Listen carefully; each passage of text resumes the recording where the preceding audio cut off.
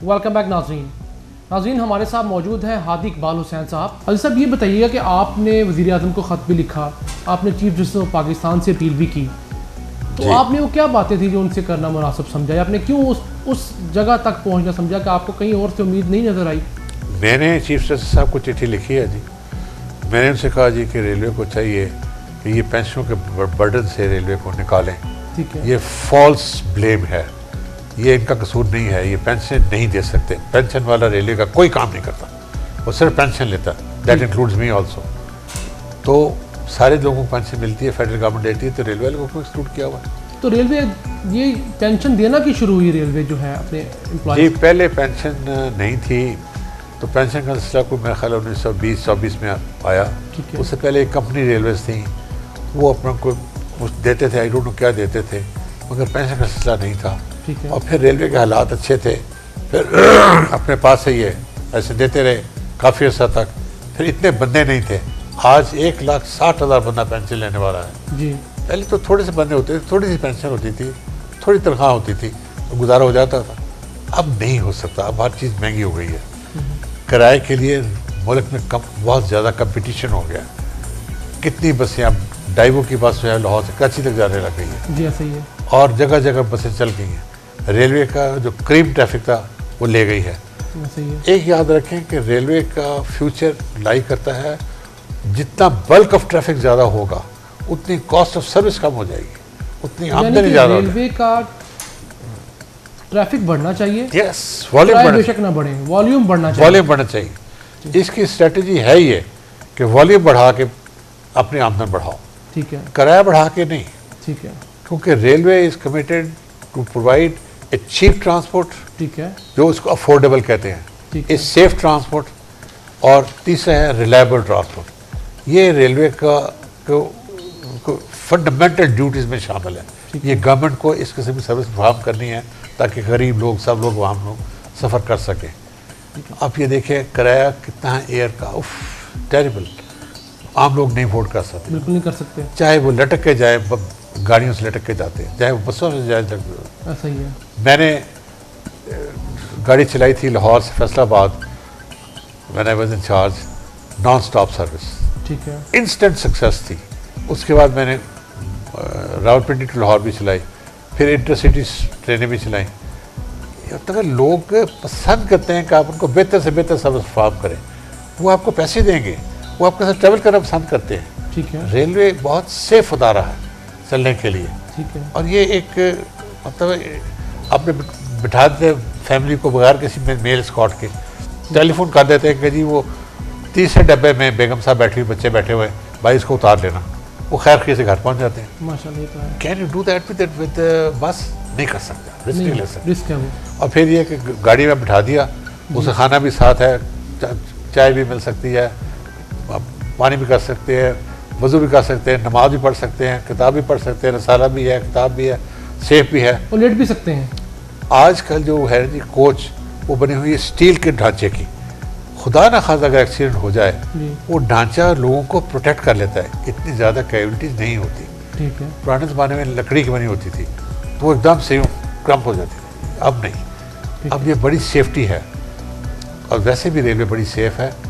और रेलवे एक वाहिद अदारा है जो कभी नहीं सोता, 24 घंटे चलता रहता है। ठीक है, हर transaction from one station to another is a new transaction.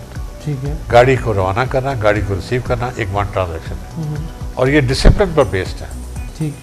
इसमें हमें यूनियनबाजी नहीं चाहिए। रेलवे वाले एक बड़ा अच्छा एक सलीका है, कल्चर है, एक दूसरे के हमदर्द हैं और खूब काम करने की सलाहियत रखते हैं। They can deliver. अच्छा, हादी साहब देखिए, जो बिजनेस ट्रेन हुकूमत शुरू कर रही है इस माह की शायद 24-25 तारीख से, आप उसे किस नज़र से देखते हैं? मेरा ख्याल है ये एक एतराफ़ है कि जी हमें रेलवे का पता नहीं है। अच्छा, क्यों बिजनेस ट्रेन दे रहे हैं? क्यों नहीं रेलवे खुद चलाती? हालांकि वो क्रीम रूट है आपका लाहौर से कराची तक का। क्यों नहीं रेलवे खुद चलाती? रेलवे खुद चलाना चाहिए। उनमें क्या है कि वो ज़्यादा किराया लेंगे। ये तो प्राइवेट होंगे तो किराया भी ज़्यादा होगा नेचुरली, फंसे हुए फंसा के आपको लेंगे। ठीक है, अगर वो खाना खिला सकते हैं, आपको नहीं कर सकते। हमने किया था इस्लामाबाद से, रावलपिंडी से जो आती थी रेल कार आती थी, उस टिकट में शामिल था, आपको चाय भी देते थे, सैंडविचेस भी देते थे। अगर ऐसी सहूलतें देनी है, बिस्तर भी देना, क्यों नहीं रेल दे सकती? सब कुछ हो सकता है। ठीक है, आप उनको इख्तियार तो दें ना, सोचने तो दें, करने तो दें, सब कुछ हो सकता है। हादी साहब ये बताइएगा कि रेलवे का जो मैकेनिकल का शोबा है उसको आप किस तरह ठीक कर सकते हैं? अकाउंटेबिलिटी से।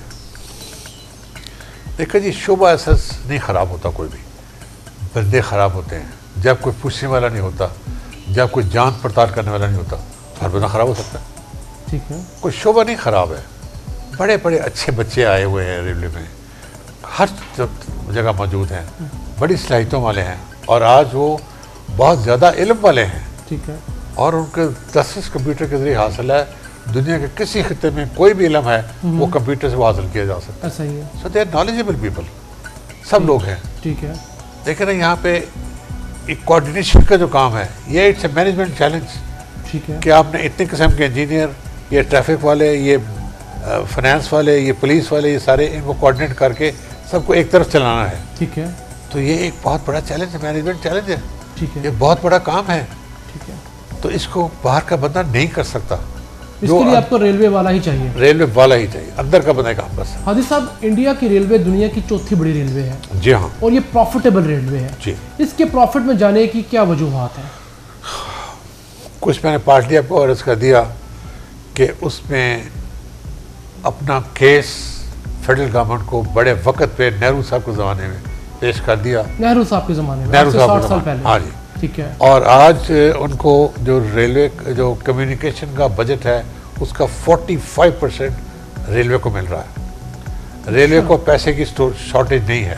ठीक है, 1965 में वो स्टीम इंजन बना रहे थे, 68 के बाद उन्होंने कहा जी डीजल बनाने हैं। ठीक है, आज वो डीजल इंजन बना रहे हैं, आज वो वर्ल्ड मार्केट में है। ठीक है, और आज उनके पास मेरा ख्याल है कोई 11-12 हज़ार डीजल लोकोमोटिव है। जी, 12,000 के करीब। Average age of locomotive is not more than 10 years. 10 साल से पुराना लोकोमोटिव है नहीं। कोई नहीं है, ठीक है, कभी नहीं ले। और हमारे पास तो है 40-40 साल पुराने। कभी लोकोमोटिव नहीं फेल हुआ, कभी परफॉर्मेंस में नहीं गलत गया। और आज उनके पास 6000 हॉर्स पावर का लोकोमोटिव भी है, और हमारे पास 2000 3000 मैक्सिमम 3000 आप। ठीक है, और हमने मैसअप किया हुआ है। ठीक है, तो एक कोई लीडर आएगा हमारे पास, रेलवे वालों में से पैदा होगा, जिसमें लीड करने की सलाहियतें होंगी, जिसमें डिलीवर करने की सलाहियतें होंगी, ठीक है, जो मैनेज कर सकेगा। क्योंकि ये सिस्टम है अकाउंटेबिलिटी का, प्लानिंग का, एग्जीक्यूशन का, मॉनिटरिंग का, फीडबैक का, करेक्शन ऑफ योर स्ट्रेटेजी, ये सारे अब बहुत पुरानी टेक्निक्स हैं, कोई नई बात नहीं है। ठीक है, ये अब सब कुछ होगा, आजकल नहीं हो रहा। ठीक है, आजकल सारे डिसीजन इस्लामाबाद में मिनिस्ट्री में लिए जा रहे हैं, ठीक है, उन लोगों के लिए जिनका कोई रोल नहीं रेलवे है, में कोई स्टेक ही नहीं है। कोई स्टेक नहीं। हादी साहब, ये बताइए कि दुनिया भर में ट्यूब, जिसे हमें अंडरग्राउंड ट्रेन कहा जाता है, जो शहर के अंदर चलने के लिए इस्तेमाल हो रही है, ये चीज़ बाहर जैसे मुल्क में भी कामयाब हो चुकी है, अभी हम इस तरफ आए ही नहीं। इसकी आप क्या वजह समझते? बात यह है कि अभी हमने मैसअप किया हुआ है कराची सर्कुलर रेलवे को, जी, उसको रेलवे का हिस्सा बना दिया है।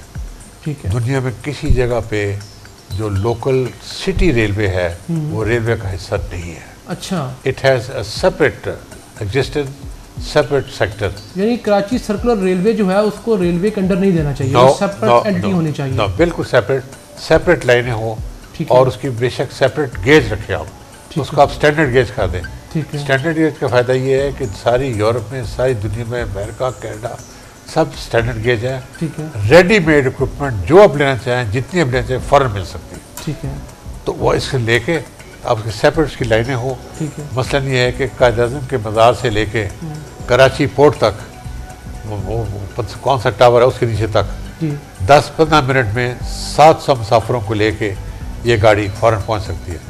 इसका अपना एक राइट ऑफ वे होगा, जी, इसका लाइन जो है वो बिछी होगी इसके ऊपर ही, जी, सड़क के ऊपर ही, ठीक है, और ये ट्रैफिक सिग्नल को obey भी करेगी। ठीक है, और इसको, इसके रूट को ब्लॉक करना जुर्म होगा, ठीक है, तो ये फ़ौरन करेगी। ठीक, आप इसकी फ्रीक्वेंसी बढ़ा दें, हर 5 मिनट में एक ट्रेन चला दें। ठीक है। जितने लोग जा रहे हैं एकदम बसें कम हो जाएंगी, एकदम लोग सस्ते ट्रैवल कर सकेंगे, ठीक है, एकदम पहुंचेंगे, ओवरलोडिंग का इशू खत्म हो जाएगा। इशू खत्म हो जाएगा। Safe for Lahore. अच्छा, लाहौर के अंदर इसका क्या लाहौर में से होना चाहिए कि इसको आप रूट मुतय्यन कर रहे हैं, उस रूट पे मीटर गेज जो छोटी गेज है वो बना के बनी बनाई कोचेस मिलती हैं, वो लेके इलेक्ट्रिक ट्रैक्शन होगी, ठीक है, ताकि क्विक एक्सेलरेशन हो, वो लेके फौरन चली जाएगी और दूर दराज तक, ग्रीन टाउन तक, फलां जगह तक ये डिलीवर करेगी एट चीपर रेट्स। जब पीक आवर्स है उस वक्त आप उसकी फ्रीक्वेंसी ज़्यादा कर दें, ठीक है, डब्बे ज़्यादा कर लें, ठीक है, जब ऑफ पीक आवर्स हैं डब्बे कम कर लें, ड्यूरेशन में वक्फा ज़्यादा दे दें, ठीक है, ये बसों के चक्कर से निकल जाए। चलो ठीक। It is environmental friendly, it is cheaper to operate, लोगों के लिए सेफर। ठीक है जी। और जो मनमानी बसों वाले और वैगन्स वाले करते हैं उनकी मनमानी भी ख़त्म हो जाएगी। बिल्कुल ख़त्म हो जाएगी। और इसका ये सिस्टम ये होगा कि टिकट आप गाड़ी के अंदर नहीं दें। अच्छा, मैंने टोक्यो में देखा है कि टिकट आप बाहर से लेके आते हैं, हर जगह टिकट आप बाहर से लेते बाहर हैं। ठीक है, बाहर से लेके आते हैं, देन यू एंटर, उसमें मैग्नेटिक टेप है, उसके लिए आप एंट्री मिलती है, you go down, get into the train, ठीक है, और टिकट बाहर से।